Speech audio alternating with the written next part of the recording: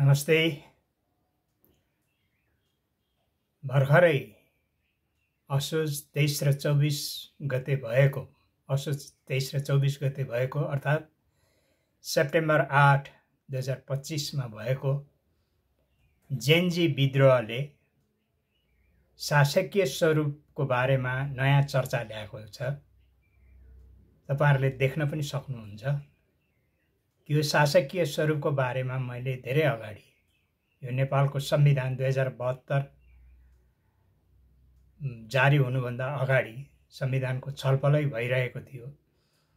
त्यहाँ शासकीय स्वरूप संघीय संरचनाको बारेमा छलफल चलिरहेको थियो। त्यतिबेला एउटा लेख अन्नपूर्ण पोस्टमा मैले लेखेको थिएँ। यो तपाईहरुले चित्रमा पनि देख्नुहुन्छ। त्यसको नाम थियो, त्यो लेखको शीर्षक थियो शासकीय स्वरूपको राजनीतिक अर्थ।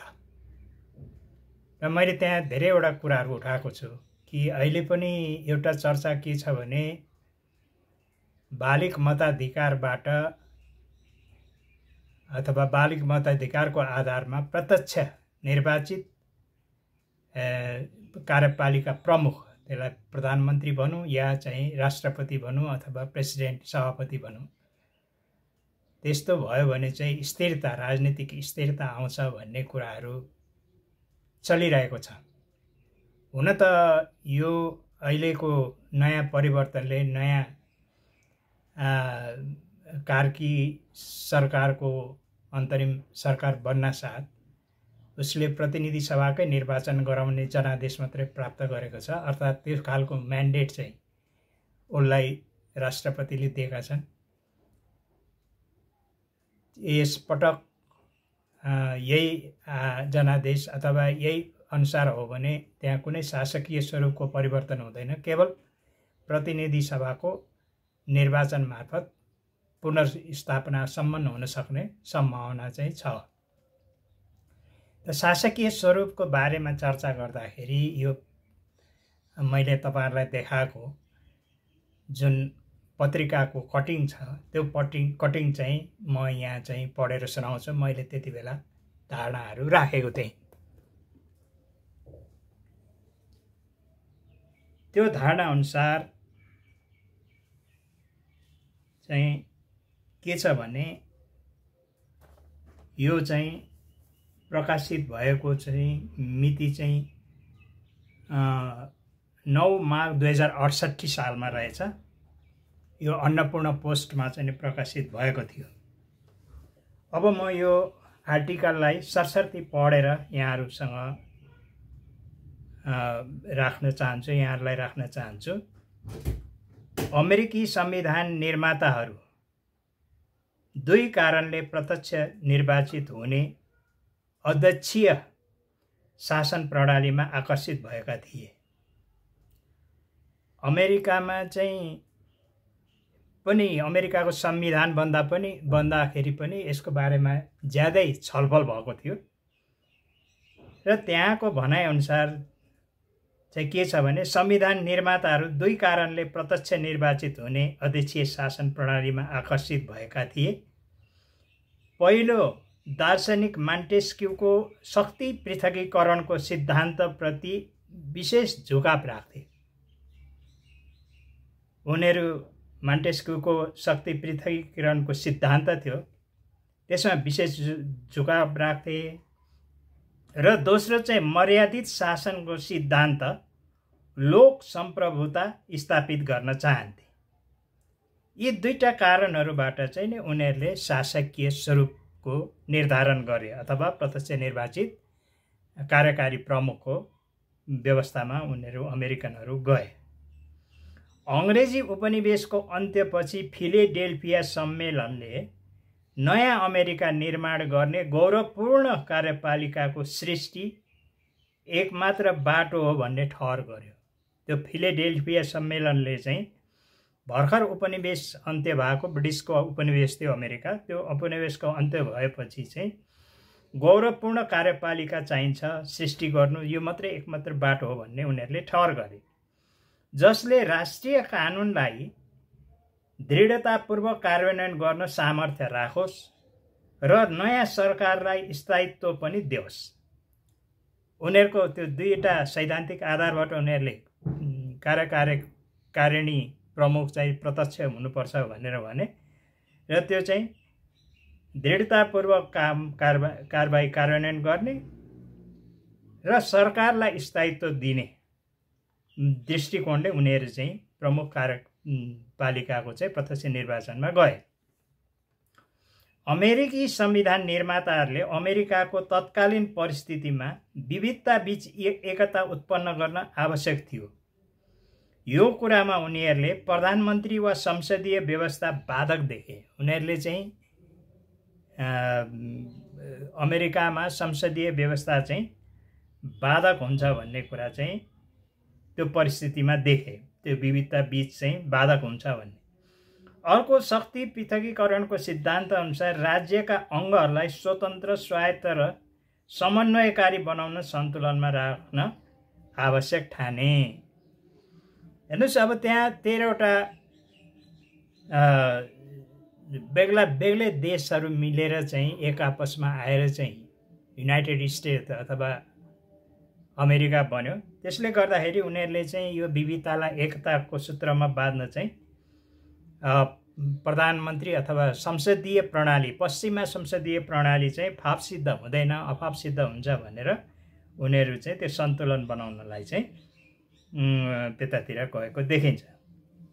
अहिले नेपालको राष्ट्रिय राजनीति पनि राज्यको शासकीय स्वरूपमा आएर अडिएको छ। मैले यो अघि नै भनिसकेँ, यो 68 सालमा लेखिएको हो। त्यति बेला धुमधामसँग प्रत्यक्ष निर्वाचित राष्ट्रपतिको कुरा अथवा प्रत्यक्ष निर्वाचित प्रधानमन्त्रीको कुराहरू आइराखेको थियो। एकीकृत नेकपा माओवादीले प्रत्यक्ष निर्वाचित कार्यकारी राष्ट्रपति र नेपाली काङ्ग्रेसले प्रधानमन्त्रीय शासन प्रणालीमा अडान कायम राखेपछि संविधान निर्माणको विवाद समाधानको मेलो सरेको छैन। काङ्ग्रेस एमाले संसदीय व्यवस्था अथवा प्रधानमन्त्रीय प्रणालीलाई नै स्वीकारेको थिए त्यति बेला, र यो दुईवटा क्रान्तिबाट आएको अथवा सशस्त्र विद्रोहबाट आएको ए माओवादीले चाहिँ त्यहाँ प्रत्यक्ष राष्ट्रपतिकै कुरा चाहिँ राखेको थियो। शासकीय स्वरूपको अध्यक्षात्मक प्रणाली र प्रधानमन्त्रीय प्रणालीको दलीय अडानले कुनै निकास निस्कन्न। कुनै बीचको मोडेलमा सहमति भएमा बाहेकको अवस्थामा संविधान निर्माणमा ब्रेक लाग्ने खतरा उत्पन्न भएको छ। प्रत्यक्ष निर्वाचित राष्ट्रपतीय शासकीय स्वरूपमा काङ्ग्रेस, मधेसी लगायत संसदवादी दल आउने सम्भावना पनि छैन। त्यति बेला संसदवादी दलहरूले अहिले चाहिँ मधेसवादी दल जसले अहिले प्रत्यक्ष राष्ट्रपतिको कुराहरू पनि उठाइरहेछन्, त्यति बेला उनीहरू संसदीय व्यवस्थामै थिए। संविधान निर्माणको क्रममा संसदवादी दल आउने सम्भावना छैन। संविधान निर्माणमा ए माओवादीले आफ्ना अधिकांश मुद्दा बक्स अफिसमा संस्थागत गर्न सकेन। राज्य पुनर्संरचनाको माओवादी मुद्दा आयोगको कठघरामा पुगेको छ। माओवादीहरू शान्ति प्रक्रियालाई दाउमा राखेर शासकीय स्वरूपमा आफ्नो मुद्दा स्थापित गर्न चाहन्छन्। उनीहरूले पुरै शान्ति प्रक्रियालाई चाहिँ त्यति बेला शान्ति प्रक्रियाको बाँकी कार्यभार पनि सम्पन्न भइसकेका थिएनन्। त्यसलाई चाहिँ पुरा गर्नको लागि चाहिँ उनीहरूले शासकीय स्वरूपमा आफ्नो मुद्दा स्थापित गर्ने र मात्रै शान्ति प्रक्रिया पुरा गर्ने अडानमा थिए। अध्यक्षीय प्रधान र प्रधानमन्त्रीय संसदीय व्यवस्था लोकतान्त्रिक शासकीय स्वरूप नै हो। यो दुईटै चाहिँ प्रधानमन्त्रीय भनौँ या संसदीय व्यवस्था भनौँ, त्यो लोकतान्त्रिक शासक व्यवस्था नै हो। तर प्रत्यक्ष अध्यक्षीय शासन पद्धतिसम्म स्थापित गर्न नसक्दा हिजोकै संसदीय प्रणाली पुनर्स्थापित भएको सन्देश जाने भएकोले माओवादी यतिखेर आफ्नो अस्तित्व रक्षाको निम्ति यो मुद्दा स्थापित गर्न चाहन्छ। काङ्ग्रेस लगायत संसदीय धुरीका दल प्रधानमन्त्रीय संसदीय प्रणालीमा अभ्यस्त भएकोले उनीहरूले अध्यक्षीय प्रणाली सोच्न पनि नसकेका हुन्। फेरि प्रत्यक्ष अध्यक्षीय प्रणाली लोकप्रिय मतका आधारमा आउने भएकोले निरपेक्ष बहुमत ल्याउन सक्ने राजनीतिक दलको स्वार्थको निम्ति घातक नै हुन्छ। ए माओवादीले सबै मुद्दा घाटमा पुर्याइसकेको छ। यसर्थ यो मुद्दा पनि छोड्यो भने उसको बाँकी केही पनि रहने छैन। वास्तवमा उसले यो शासकीय स्वरूप छोड्दा नै उसका अनेक चाहिँ मुद्दाहरू समावेशीका मुद्दाहरू संसदीय अभ्यासमा जाँदाखेरि चाहिँ ती भ्रष्टीकरण हुन पुगेका हुन् भन्ने कुरा चाहिँ त्यति बेलै अन्दाज गरिएको रहेछ। हुन त माओवादीले यो मुद्दा छोड्दै उठाउँदै गरेको हो। 66 सालमा उसले प्रत्यक्ष निर्वाचित राष्ट्रपतिको मुद्दा छोडेर संसदबाट चुनिने राष्ट्रपतिको वकालत गरेको थियो। यसबारेमा मैले कान्तिपुर 2066 असार 17मा राष्ट्राध्यक्ष अलङ्कारिक कि कार्यकारी कस्तो खोजेको हो भन्ने विषयमा पनि मैले एउटा चाहिँ नि लेख चाहिँ नि लेखिसकेको थिएँ। त्यस पछाडिबाट आएको यो लेख रहेछ। राजनीतिक विज्ञानको सिद्धान्तले परिकल्पना गरेको अध्यक्षीय र संसदीय शासकीय स्वरूप एक अर्काका विकल्प हुन्। यी व्यापक परिवर्तन हुन्छ, किनभने संसदीय व्यवस्थामा चाहिँ संसदले प्रधानमन्त्री नियुक्त गर्छ, तर अध्यक्षीय प्रणालीमा चाहिँ सिधै जनताले चाहिँ बालिक मताधिकारको आधारमा मत दिएर प्रत्यक्ष चुन्छन् अथवा देशभरिबाट चुन्छन्। दुवै शासकीय स्वरूपको अभ्यास हुँदै आएको छ। अपवाद फ्रान्समा दुवै स्वरूपलाई मिलाएर मिश्रित स्वरूपको अभ्यास भएको छ। अब यहाँ हामीले फ्रान्सको पनि कुरा गर्नुपर्छ। त्यहाँ चाहिँ मिश्रित किसिमको छ। केही अधिकारहरू चाहिँ राष्ट्रपतिलाई दिएको छ, अध्यक्षलाई दिएको छ, र केही अधिकार चाहिँ संसदको प्रधानमन्त्रीलाई दिएको छ। तर त्यो पनि एकदमै असफल भइरहेको छ। अध्यक्षीय र संसदीय शासकीय रूपरेखाका आधारभूत विशेषता र भिन्नताहरू छन्। वैकल्पिक शासकीय स्वरूप भएकोले निर्वाचन पद्धति र शासकीय अङ्ग दुवैको फरक हुन्छ नै। यसमा पुरा फरक हुन्छ। अध्यक्षीय प्रणालीमा कार्यपालिका प्रमुखको निर्वाचन प्रत्यक्ष बालिक मताधिकारका आधारमा हुन्छ। प्रधानमन्त्री वा संसदीय प्रणालीमा सदनको निर्वाचन मात्र प्रत्यक्ष हुन्छ। अब त्यहाँ संसदको निर्वाचन मात्र प्रत्यक्ष हुन्छ। कार्यपालिका संसदले निर्वाचन गर्छ। अब कार्यपालिका चाहिँ त्यस पछाडिबाट संसदमा आइसकेपछि निर्वाचन गरेर निर्माण गर्ने हो, गठन गर्ने हो। तलदेखि माथिल्लो निकायसम्म दुवै प्रणालीको स्वरूपहरू स्वतः फरक हुन्छ। हेर्नुहोस्, यो हामीले भन्न त शासकीय स्वरूप परिवर्तन गर्ने भनेर एक शब्दमा भन्छौँ, तर त्यसका धेरै विशेषताहरू चाहिँ यहाँ मिलाउनु पर्ने हुन्छ। मुख्य कुरा कुन शासकीय स्वरूप आधुनिक लोक कल्याणकारी राज्य सुहाउँदो छ र कुन छैन त्यो विचार गर्न जरुरी छ। आधुनिक राजनीतिक विज्ञानले शक्ति पृथकीकरणको सिद्धान्तलाई जोड दिँदै आएको छ। अध्यक्षीय प्रणालीले शक्ति पृथकीकरणको सिद्धान्त अंगीकार गर्छ, तर संसदीय प्रणालीले यो सिद्धान्तलाई खारेज गर्छ। यस संसदीय प्रणालीमा कार्यकारी र विधायकी शक्ति एउटै समूहको हातमा हुन्छ। अब त्यहाँ बहुमत प्राप्त दल अथवा दुई दल मिलेर चाहिँ के अरे को हातमा जान्छ, जस्तो अहिले हामीले नेपालमा देखिआएका छौँ। सदनले नै संविधान एवं ऐन कानुन बनाउने, खारेज गर्ने, संशोधन गर्ने, सरकार गठन र विघटन गर्ने गर्छ। सबै कुरा अब चाहिँ तलबाट हामीहरूले चाहिँ मताधिकार दिइसकेपछि, सांसदलाई मताधिकार दिइसकेपछि संसद गठन गर्ने, सरकार गठन गर्ने, विघटन गर्ने, कानुन बनाउने, खारेज गर्ने, संशोधन गर्ने चाहिँ सारा अधिकार हुन्छ उनीहरूमा। अध्यक्षीय व्यवस्थामा विधायकी र कार्यकारी शक्ति फरक फरक हुन्छ। कार्यकारी शक्ति बेग्लै हुन्छ। राष्ट्रपतिले बाहिरैबाट चाहिँ नि मन्त्रीहरू नियुक्त गरेका हुन्छन्, तर संसदमा चाहिँ भित्रैबाट मन्त्रीहरू नियुक्ति गर्नुपर्ने बाध्यताहरू हुन्छन्। अर्थात् राज्यका दुवै अङ्ग स्वतन्त्र हुन्छन्। कार्यपालिका जनताले प्रत्यक्ष निर्वाचन मार्फत चुन्छन्, देशकै राष्ट्राध्यक्ष छान्छन्। अहिलेको जस्तो भित्र दलको राष्ट्रपति होइन। त्यति बेला चाहिँ पपुलर मत, लोकप्रिय मत लिएर आएको हुन्छ। त्यसमा राख्न पनि सकिन्छ 51% बढी मत ल्याउने चाहिँ चुनिने भन्ने राख्न पनि सकिन्छ। संसदीय व्यवस्था दलीय शासन व्यवस्थाको रूपरेखा हो। दलीय आधारमा सदनको गठन, प्रत्यक्ष निर्वाचन, दलीय आधारमा सदनको मात्र प्रत्यक्ष निर्वाचन हुन्छ। कार्यपालिका सदनमा बहुमत पुर्याउने दलले बनाउँछ। राज्यको प्रमुख अङ्ग कार्यपालिका छान्ने अधिकार जनतालाई हुँदैन। यो सरकार र प्रतिपक्ष मात्र रहने दुई दलीय पद्धतिमा मात्र उचित हुन्छ। यो चाहिँ दुई दलीय पद्धतिमा मात्रै चाहिँ संसदीय व्यवस्था चाहिँ उचित हुन्छ भन्ने चाहिँ भनाइ छ। बहुदलीय पद्धतिमा पनि यसको काम छैन। नेपालकै घटनाक्रमले पनि प्रमाणित गरेको छ। संसदीय व्यवस्था नेताहरूको कुण्डली तयार गर्ने काममा अलमलिएको हुन्छ। यो नेताहरू को कहाँ बस्छन्, को के खान्छन्देखि लिएर सारा कुराहरू चाहिँ कुण्डली तयार गरेर बसेको हुन्छ।